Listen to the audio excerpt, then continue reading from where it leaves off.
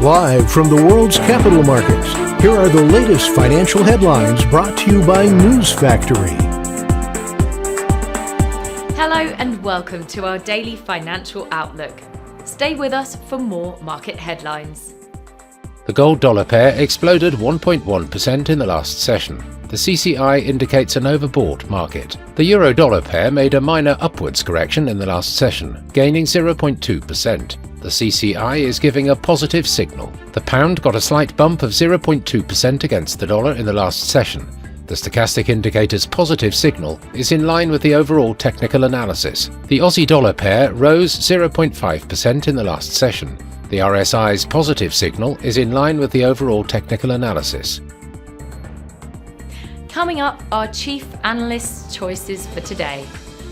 US stocks were essentially unchanged at the close of a choppy session, with the solar eclipse offering distraction ahead of crucial inflation data and the kick-off of first quarter earnings season. Ethereum-based crypto investment products saw negative outflows for the fourth consecutive week, despite positive inflows into other crypto-based investment products.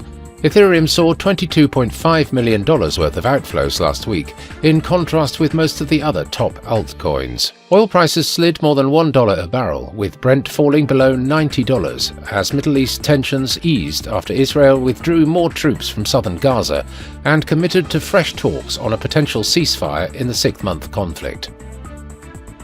Those were today's major economic events, and now moving on to world financial headlines.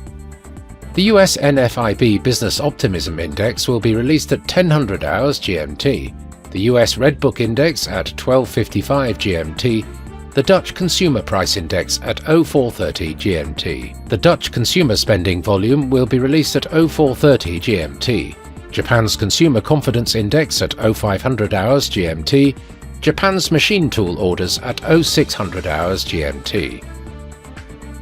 We hope that you've enjoyed Tuesday's financial report.